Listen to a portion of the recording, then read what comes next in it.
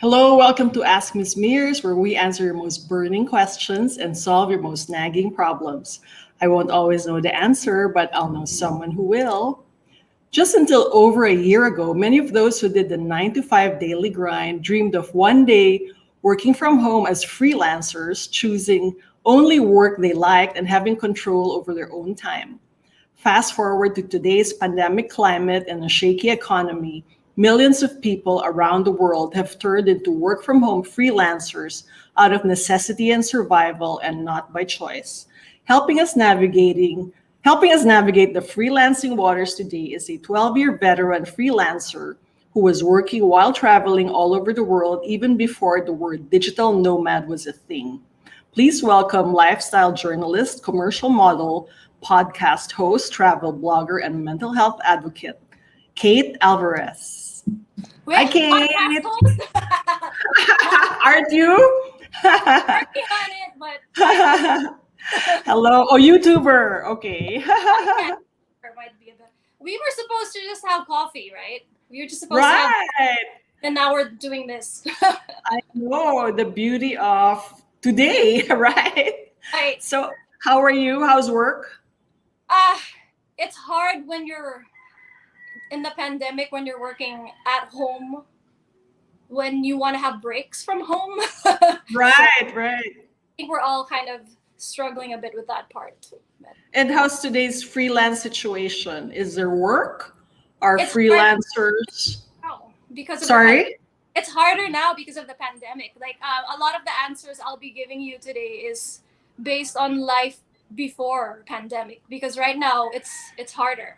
You know what I mean? Right, Well, I will try to answer like I will try to give a pandemic answer. right. To make it relevant. Yes. So, tell us a bit of the history of your freelancing. So I used we met actually at Summit Media where you were an editorial assistant and you yes. worked your way up to fashion and beauty editor for a publication until one day you decided what? I decided it's not what I want. Like I was getting invited to all. I mean, I know a lot of people like it. It's just that I had to be true to myself. I wasn't too happy with it. Like I was getting invited to the front row of Fashion Week, and and then I realized I don't want to remember all the names of the designers. It wasn't like this. It wasn't. I wasn't. It wasn't true to what I was doing. Like I couldn't keep up with the other stylists who knew them by heart, who knew the history of all the designers, who were excited to go to Fashion Week. I was more excited when they sent me on a press trip to an island, and I Right. see that excited me more. That I had to write about travel, and then I was also doing other things that I wasn't allowed to do. Like I was trying to do musical theater. I had an agent who was trying to make me do commercials, but I had to say no because it wasn't allowed when I was an editor. So I felt like I want to do all of that. So I thought, you know what? I was younger back then. I was like, you know what? I have nothing to lose. I'll quit. I will try to navigate this world of freelancing. Right. And how has it been? It was hard in the beginning. Now I get it. I get my flow now. Yeah, I'm doing the things that I love. I do voiceovers. I'm a voice talent. Once in a while I do indie films. The commercials, well, now that I'm older, I don't get as many commercials as I used to, especially since there are a lot of curly haired girls now. So Right, right. the writing, I still do writing. And then I have other things that I don't want to talk about it yet because it's kind of in the works. So there, I'm juggling Right. all that. And Right. like sometimes my brain is fried. Like, what am I doing today? But I don't want to ever go back to working in an office. I mean, Right. working in an office now because of the pandemic, but you know what I mean. And you were able to make a living out of all these freelancing brackets. Are they Not still called brackets? not in the beginning. In the beginning, it was so hard, but eventually, I found my flow. I call them my constants. Like when you're a freelancer, you don't have to say yes to every single company or every single. Right. You kind of like I choose. Like for example, okay, I like this company because I all the magazine like Summit Media. I still freelance for Summit Media because a lot of the magazines that I like and work at, and that I'm connected to are there. So it's easier for me to pick up the checks. It's easier for me to contact the Treasury Department. So something like that. Like you choose, you narrow down your choices, and then that'll work for you. And that So works. you have suke clients. Yeah, yes. I have my suke. It's people who know me. They get me already. I get their style. I get their workflow. I get the system. I know who to bug when I need my checks. And what were the other struggles in the beginning? Like you said, you couldn't make a living out of it early on. The struggles, I guess, was trying to figure out like the taxes. That was my biggest struggle. But I was telling you, we should have a separate episode just for taxes. Right, right. But then I feel like after that episode, people are going to be so stressed and they're not going to be a freelancer anymore because the taxes, for me until now, even if I have an accountant, that's the biggest struggle for me. It's fixing my taxes because they Right. change the rules. Right. And how did you get through the early days when maybe income was not coming in as much as you had hoped? I did the taxes on my own. My accounting teacher would be so proud. What I did was I went with there's this freelance theater group for theater actors. I joined one of their workshops. They had a meeting with a guy from the BIR who wanted to teach us theater people how to pay our taxes. So I was there. I was such a good student. I had my notebook. I was writing everything down, getting all the phone numbers of the people I had to call. And then I learned to do my own taxes because it was easier then. And then they changed the rules. Every year they changed the rules. They changed the deadline. So I eventually, when I had more money, I said, you know what? I'm going to get an accountant. I can't do this anymore. So that was my struggle, the accounting. But besides the taxes, how about like when jobs wouldn't come in the beginning, like you had to? That's hard. We have this thing called the ghost month. You're aware of the ghost month. Usually, like in August, it kind of trickles down. You don't get any projects. So what freelancers do, I noticed when I talk to other freelancers, is when the month is good and you're not gonna sleep, don't sleep because this good month is not gonna happen again. Maybe next month is a dry month. So when it's a good flowing month, do not sacrifice a bit because you will have months where you feel like, oh no, I think it's not working out anymore. I'm not getting any projects. And then the month after, it's like, oh, okay, I'm good. So there's always that, you're always kind of scared. Like there's no feel steady as when you have a desk job. And what kept you going for 12 years? I don't want to go to an office. It's that bad. I mean, you know what? Some people they thrive that way. Like we have different personalities. I'm not saying it's bad for everyone. Like I have friends who love it. They thrive with the schedule. They thrive having like a 9 to 5. They're okay. I'm not saying they're worse. That it just suits their personality well. It just doesn't suit mine. And also I want to travel. I wanted to figure out a way to travel a lot. Like sometimes, so I have a blog, katewashere.com. Thanks for the free plug. So in my travel blog, what I do is, for example, I'm gonna go for 1 month in this place, and then I have everything in my backpack: my laptop, my camera, my really terrible pocket Wi-Fi service, and then I try to make it work there. Like I write from there, or sometimes if the editors find out that I am, let's say when the editors found out I was in Siargao, they're like, oh wow, great, we need someone to write about Siargao right now. Could you do it now? There's a photographer right now in that place where you are. Could you meet up with him? And then we have to interview someone. So I like that. I like being tapped by the editors that way. I love that they think about me. What are some of the perks? Well, you mentioned a few, like you can travel the world and work from wherever you are. What are the other perks as well as the drawbacks? Perks and freelancing. Yes. Well, the perk is that I feel free. You know what I mean? That's why I call it freelance. I feel like I don't feel restrained. Like I can, if I decide I want to, I think it's also because I'm single. Okay, so I don't have any kids. I'm not married, so I don't have to ask anyone's permission to go. I can just like pack my bags and decide, okay, I want to go to Taiwan for 1 month. Oh no, sorry, 2 weeks lang pala yung visa. 2 weeks.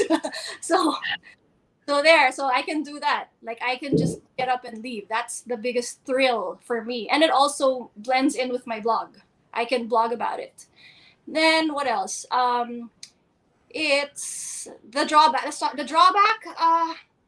Sometimes you have bad months. You have months where you feel like, oh no, it's not working anymore. Should I quit? Should I grow up? Should I finally grow up? Should I go back to a normal job that pays regularly? So you always have that with you. But it's nice to have freelancer friends that you can do, because you want to see, like, are you okay? Like, so I have freelancer friends who are seniors now and they're still doing it. So I'm like, okay, that means I can still do it. What do you mean, boys? Seniors, 60-year-olds? Yeah, they're still freelance. Like I've met travel bloggers who are 60 and living in hostels. Wow. And they're not married. They're having the time of their lives. They're not going hungry. Yeah, they're actually okay. Like they eat. So what else? Would you say that you kind of made your expectations more realistic because of the unstable nature of freelancing? Yes, because before, when you're young, you think like, wow, you think it's all great, but really, if you want to make freelancing work, this is what I tell the younger kids. Oh my God, I feel old saying that. The younger kids, when they actually talk about freelancing, you're not always going to do the fun stuff. Like you always think, oh, I'm just going to do the cool projects, the ones that I like. No, if you want to make money out of it, if you want freelancing to be your full time, you're going to do a lot of the stuff that aren't fun. You're going to get assignments that you hate, but you have to make the deadline because it's what's paying the bills. Right. Or there's a month where nothing is fun. Everything's kind of like, I just have to do it. So it's not always fun. Right. Like, what is not fun? What kind of work in your line of work? Okay. We shall keep it a secret. No. Okay, fine. If it's like, let's say you have to write articles without your name, there's no byline. You have to write, let's say you have to correct. I'm trying to be as clean. I mean, like you have to edit other people's work, or PR writing, for example. A brand is gonna get you to write like 20 articles this month that are very technical and very right. You can't really put your creative flow into it. You have to follow their flow, So you have to do, let's say, 20 of that this month, and then you have to revise it twice, or like. It's stuff like that, like, because everyone thinks it's always the fun stuff, like I'm gonna I'm gonna review a restaurant, or like I'm gonna write about this new resort, and it's not always like that. Right. That's what I show on Instagram, so everyone thinks it's fun, but I don't show the non-fun stuff, but we have to do that. Right. And now that there's no travel, we're pretty much all trapped at home, and I think because many companies close down or let go of their employees, we are suddenly all freelancers. Yes, and what is your advice for everyone now? Like, that's hard. If we all hope to be work from home freelancers, now we all are no choice, right? Yes. So I knew you were going to ask me that question, and I've been thinking about it since last night. No, because it was hard then. So right.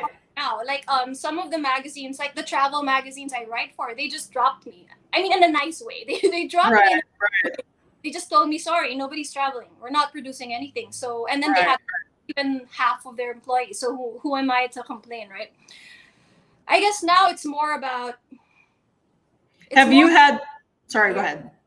Sorry, go ahead. Have you had to? Sorry to use the overused word, pivot and find other talents or other things you can do in the meantime, like?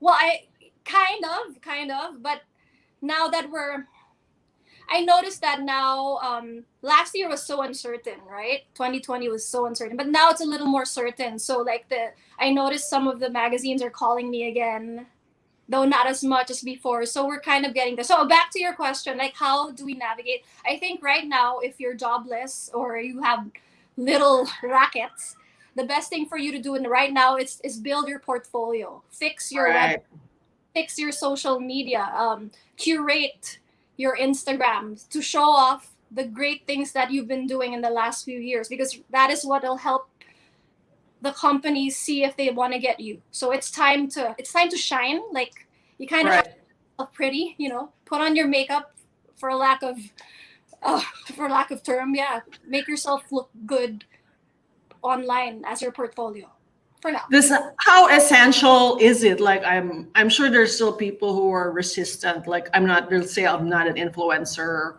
Why Oh, do I need to put my face out there? What do you have to say to that? you have no choice, darling. Because no one's gonna see you. No one's gonna look for you. You think they're gonna knock on your door and go, "Hey, I heard you're a great writer. I want you to show me your portfolio." It's not. That's not how it works. But if they see your byline, if they see what you've written, or if other people recommend you, right? Remember, Mirza, when we were still full time in magazines, who do we get as freelancers? Which freelancers do we choose? Diba? Do we choose someone who's like, "Hi, I'm kind of shy and I need a," you don't look for that. You're looking for someone who's like, "Hey, here's what I've done. I've done well." And you're like, "Oh yeah, I heard about you. I read what you wrote before in this issue of blah blah blah magazine. I do want to try you out." Right? Right. And that is why you were always one of our favorite contributors, because Thank you. you were always volunteering. And in our culture, is this parang what's the word? Is this notion of being presentada a positive thing or a negative thing, or no choice? Like, You just have to find the balance, because there is such right. a for beaver. You know what I mean? Like, okay, just find the right balance of like, okay, you show it, but chill out, relax a bit. Like, they'll come to you. You've already submitted your portfolio. You've already sent an email. There's no need to send 10 more follow-ups. I mean, they did reply, right? So there. And then if it doesn't work out, move rejection. Yeah, and that's a big part of it. I think there's more rejection than people saying yes. There are more no's. And how do you deal with that? I cry on the side. No, just kidding. It used to hurt me when I was younger, like, and then you kind of get used to it, because when they do say yes, and it's a good project, it's a dream project, and you're like, oh, okay, it was worth all those little no's in the past because I got a big yes. Right. And does this apply to any kind of freelance profession? Like, I know I can understand, like, for the visual arts, in the last 5 years, when I was an editor, I tapped photographers and artists from Instagram alone. Like, there's no other way to find new ones, up and coming ones, except through Instagram. Does this apply? Like, if you're a writer, do you really need to put your face on Instagram? Like, Kind of. Look, I'll be honest with you, I was so against it. This is the reason why I struggled. Like, I'd like to think that digitally I'm only succeeding in the last 2 years, because way before that, remember when print was slowly getting killed off, that I was so like I was so anti, like, I don't want to be like those influencers, I don't want to. But you know what, that's the way to go. And then one way that I see it working for successful writers is that you don't have to like do an actual picture of the clipping of what you can just say like, hey, I was here and I was so happy to be here in this blah blah blah resort. This is what I discovered. If you want to know more, visit this website where I wrote an article. Little things like that. Just find the right. Right. So now, are you proud to be called an influencer? No, I don't want to, because I'm not because I have friends who are influencers and I see what they do. I'm not at that level. Like, I do get sponsorships and here and there, but it's not at that level yet. So I'm not comfortable being called that.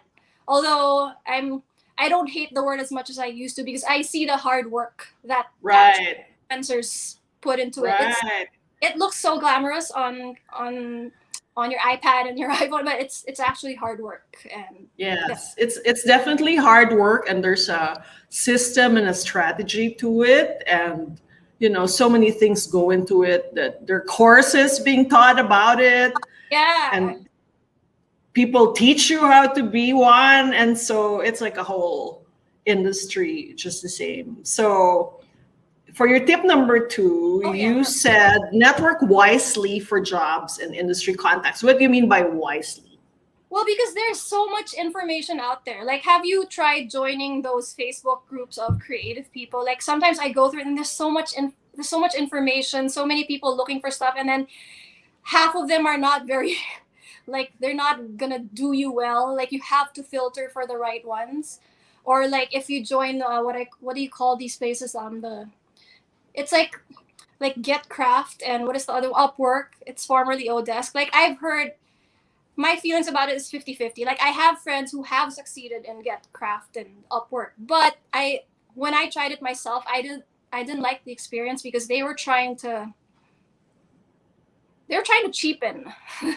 Like, some people Oh, are all about getting the cheapest writer as much as possible, and that's sad because I think writers and creative people deserve more than what people think we should get paid. So there, right. you have to work with people who are not trying to lowball you. Like, work with people who see your value, who will pay you well enough, and from there you can build a longer relationship, and then they'll get you again in the future. And if you're not part of that industry yet, where do you even start? Well, I started the old-fashioned way. I got a job. I got a job. I was at desk for a couple of years. I built my network there. I wrote for all the magazines and newspapers. I became friends with the editors. But not everyone can do that now.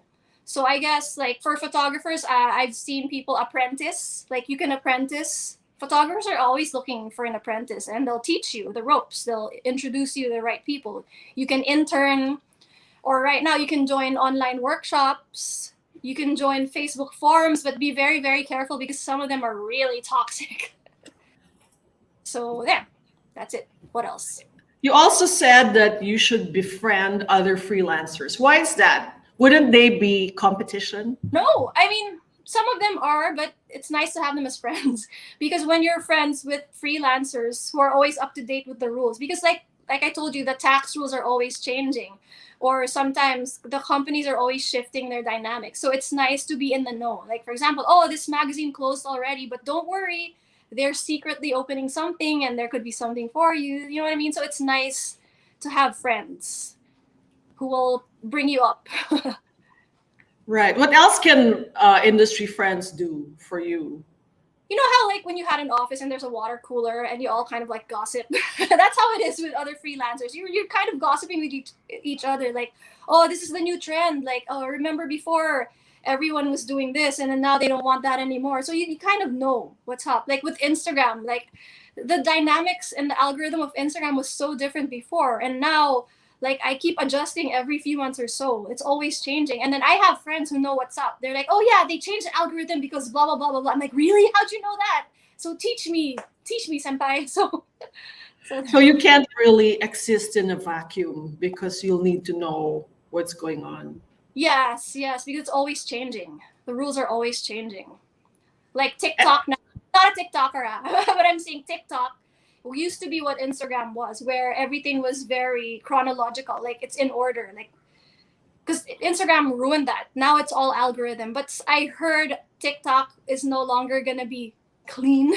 They're gonna start changing the algorithm now. So I don't know how that's gonna work for TikTokers who make money out of those videos. So see, it's right. have friends who will teach you. So for number 3, this seems like common sense, but Yeah.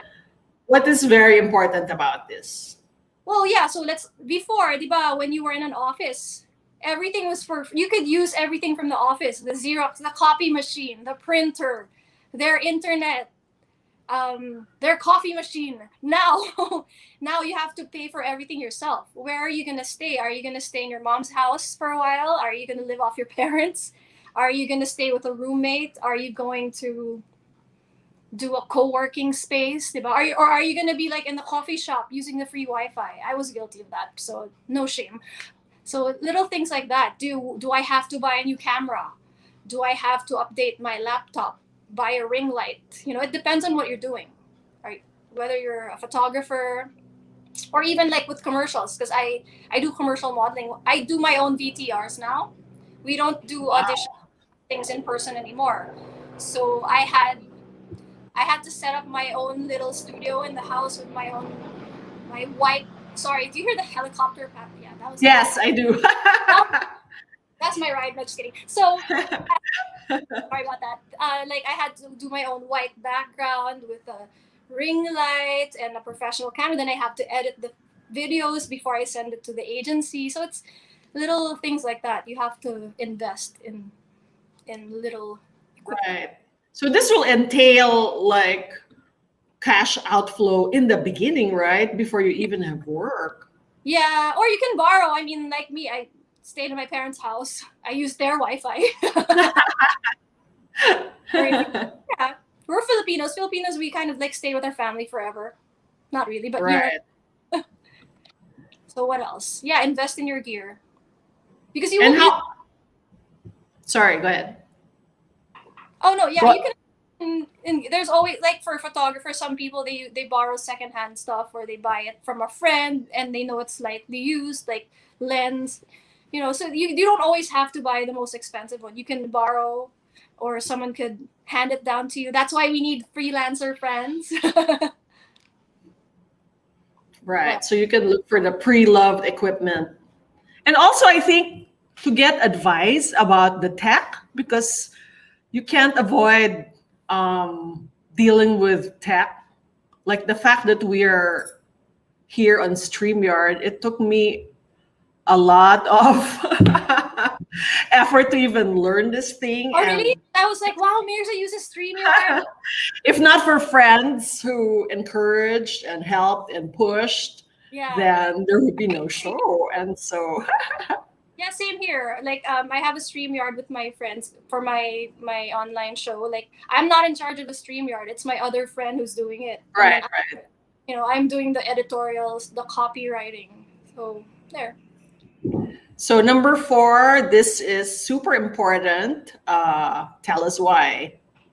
Well, when you freelance, everyone thinks it's like it's an easy step. Like, oh, I'm gonna be freelance. I'm like, you know what? It's actually the same as starting your own company, your own brand, and the brand is you, yourself. Whether you're a photographer, a model, influencer, what else? Freelance graphic designer or writer. You're selling yourself. You are the portfolio, diba? Like you have to treat yourself as a brand. Like what is my forte? Like what kind of photography do I want to be known for? Or like for example, in writing, am I a sports writer mostly? Am I into hardcore news or celebrities only? Diba? Like each person has a brand. My brand, I would say, is more lifestyle, travel and lifestyle because I for some reasons people still remember me for being a beauty editor, so that kind of stuck with them. But yeah, what else? And then the business part, shall we talk about the business part? Yes, everything about the business part that people don't really consider or know about. Well, you mentioned taxes. I hate taxes. I hate it with a passion, but I do it. So yeah, when you are a brand, you have to register. So a lot of people, a lot of younger people that I met are kind of against it. Like they don't think it's necessary, but it is. Like first, you have to register yourself, even As if a you're. business? Yes, you have to register yourself. Like I'm registered as a journalist, so I pay the yearly 0605 to register as a journalist, and then they'll give you receipts because right now a lot of companies are strict. Like for example, ABS-CBN, whether you're just an extra in a telenovela or you're writing for one of their publications or you're an actor, you have to get a receipt. You have to give a receipt.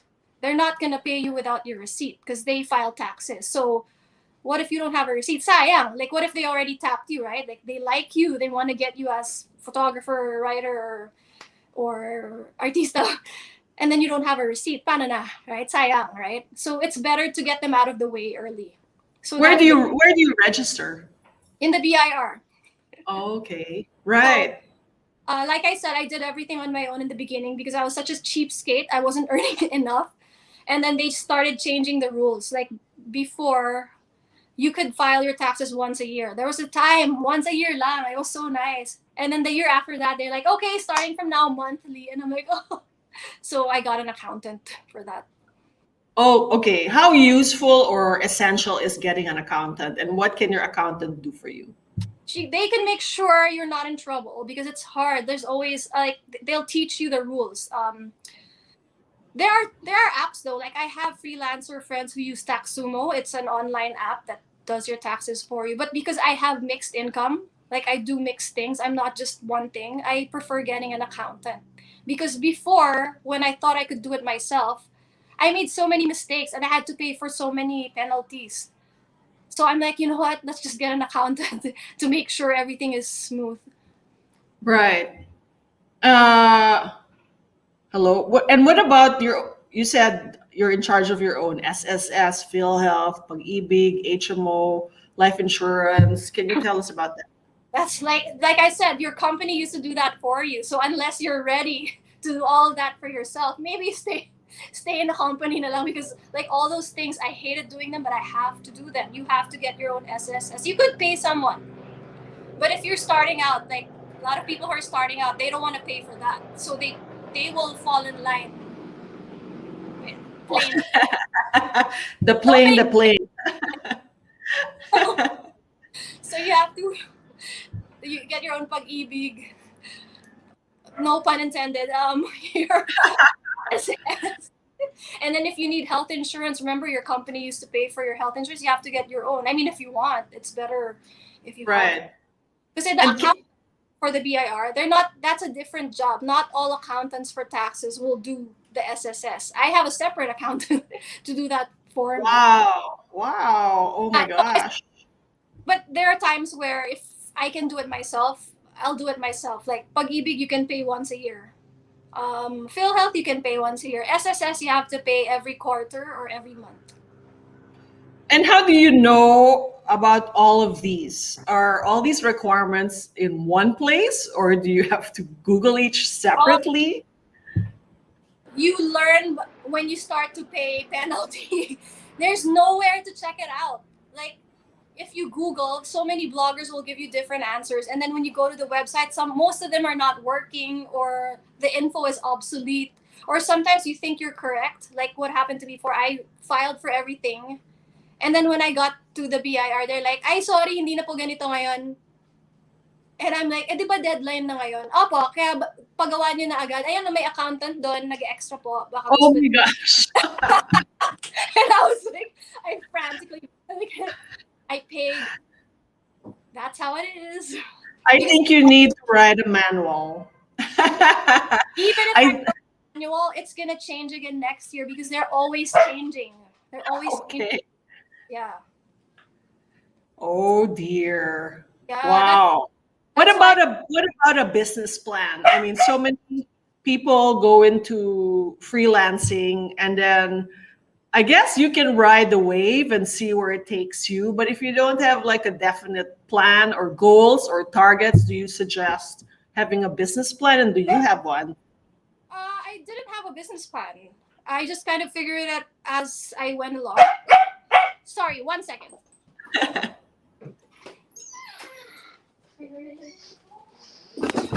Sorry, I have. Go ahead.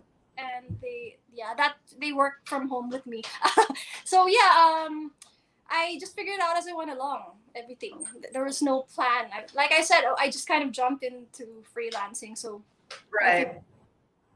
But do you set like goals for yourselves in each of the like fields of expertise that you practice your craft or no?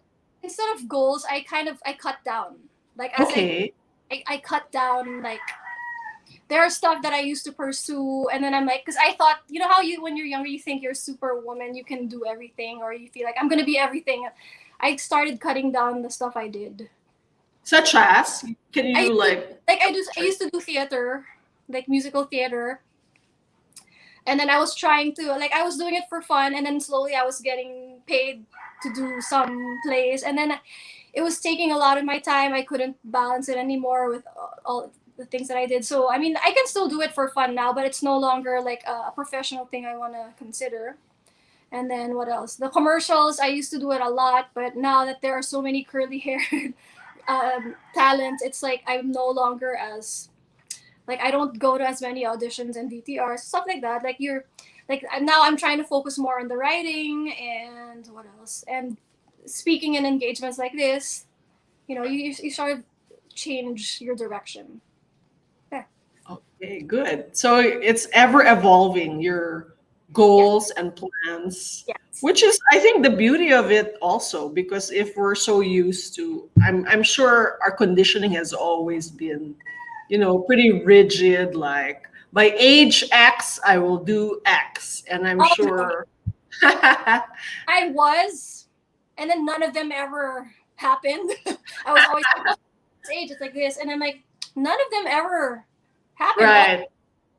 age X plans. So I'm like, nah, forget it. Just as long as you're okay and you're not committing any crime, just go with the flow. Okay, number 5, you have never stopped learning and growing. Again, this seems like common sense, but Yeah. maybe you can shed light on how important it is to keep evolving. Well, yeah, like things are always changing. Like remember when we were in print media, we thought, oh, print is forever, print is the best, and then suddenly print died. And a lot of my friends who were trained in print, we were lost, right? We were all kind of lost in the first few years when digital took over and print was slowly dying because we were like, we were a little too, I think we were clinging on too much to the print. We're like, no, print. And then eventually, like, okay, we got to start blogging. We got to start writing in the lingo of bloggers. We had to change our very formal print ways and be a little more loose. So you have to evolve or you're going to get left behind. I have a friend who's a photographer. He used to be the Polaroid guy. Like he would shoot only, well, not let's not name names. Like I have a friend who was a Polaroid guy and film guy. He was one of the best. But when digital photography took over, what are you gonna tell the magazines? Like, oh, sorry, I'll only shoot film. They're not gonna tap you anymore. So eventually, he had to learn digital photography, and now he's doing well again. But there was that struggle for a bit, right? You have to evolve. Just because your heyday was this period, you're not doesn't mean you're gonna stay there forever. You have to evolve. What are the some of the ways in which you have evolved? I used to hate um like the Instagram thing. Like my friends were telling me Why like, did oh, you hate it? I just didn't like the idea of oversharing, Right, right. but now I overshare. And how did that change happen? I What met what went through your mind, and how did you accept? I met the people. I used to be like because before the stars of the show were the magazine editors. Do you remember? It was the magazine editors, and then suddenly no one was inviting the magazine editors anymore, right? And then I used to hate them because I was like, what? Why are they taking the spotlight from us? And then you know what? I met them.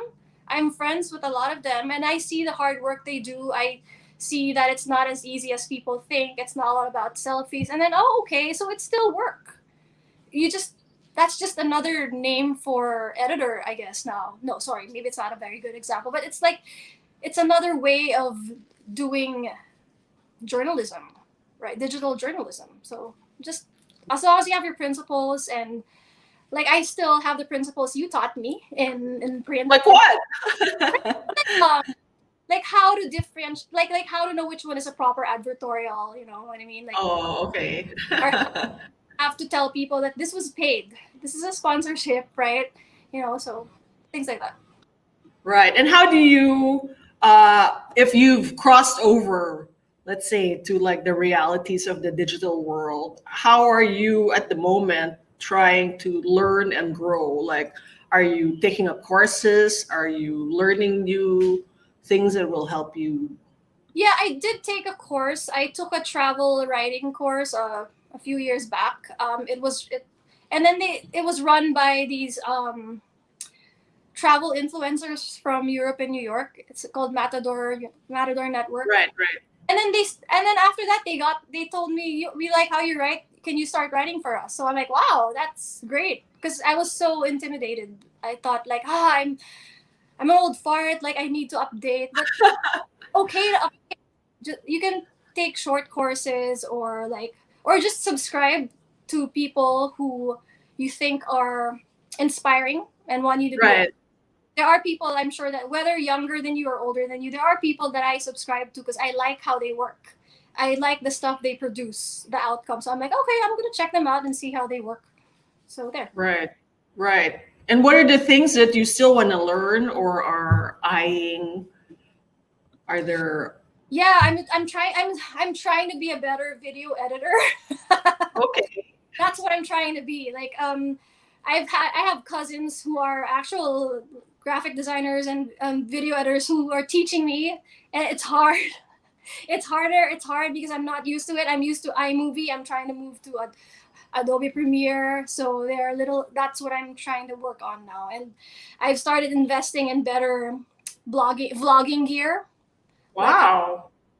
Because I'm nainggit ako when I see all those travel bloggers. Like when you watch their vlogs, it's like a cinematic experience with all those drones. So I feel like I want to do that when I travel. Right. So your travel vlogs are mostly in YouTube, right? Or they're in all your platforms? Actually, it's just the website before Kate. Excuse me, KateWasHere.com, and then people told me you should try YouTube. I'm not making money out of YouTube. I make more. The money comes from KateWasHere.com, but the vlogging, I'm just figuring it out.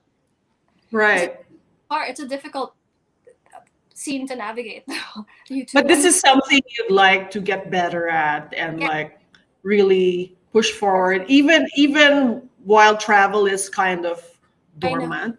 How's it gonna figure in your Well, you don't have to travel about vlogging vlog about traveling all the time. Like you can talk about other topics. Like I have friends who I started this group called Girl Talk PH.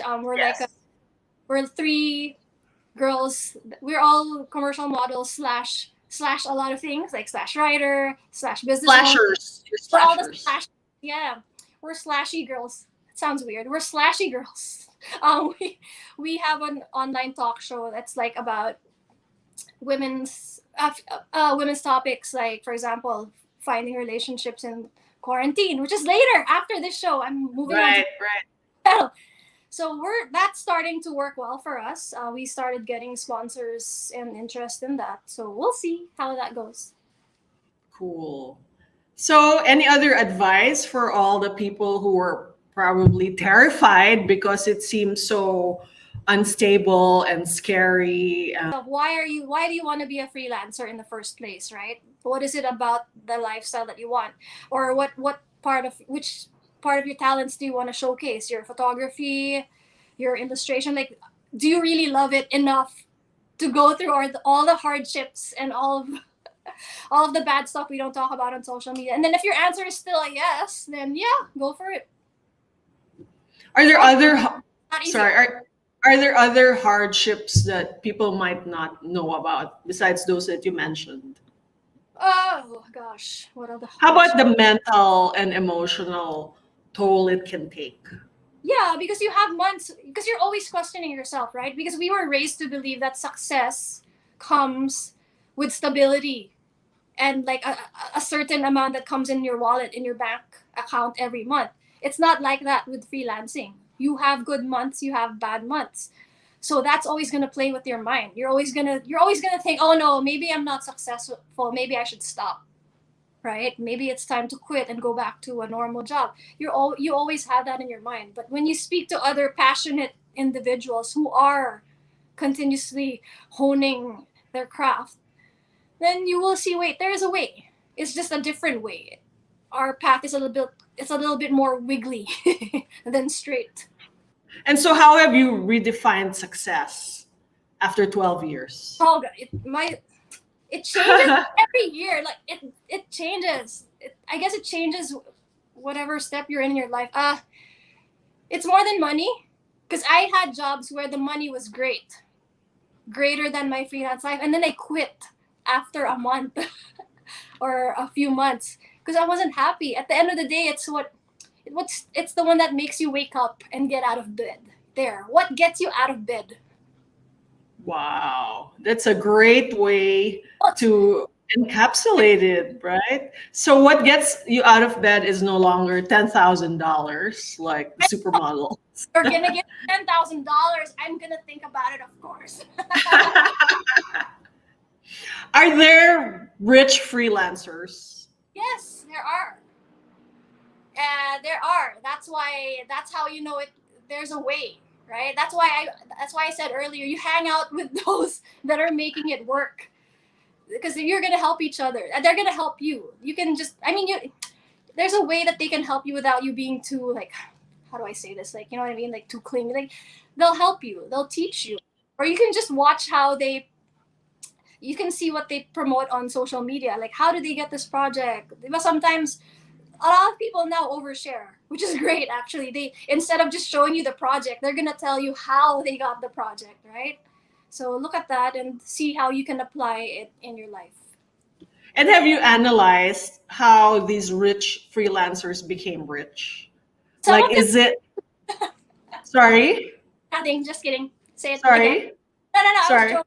Because some people are rich to begin with, but that's another story. No, some of them, a lot of them, they were, there's this thing called the right timing.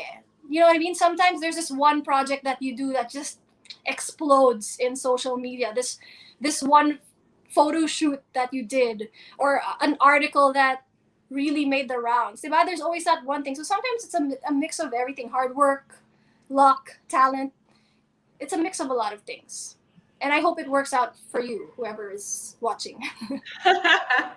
Thank you so much, Kate. That's a lot. And I really think you should write a manual, because it seems like you have navigated through everything there is to deal with, from um, contacts and tools and so many solutions. So I hope maybe in katewashere.com you can do like a summary of all these and put in the valuable links and I you know might. what you know, and maybe that's going to be the viral thing that will make you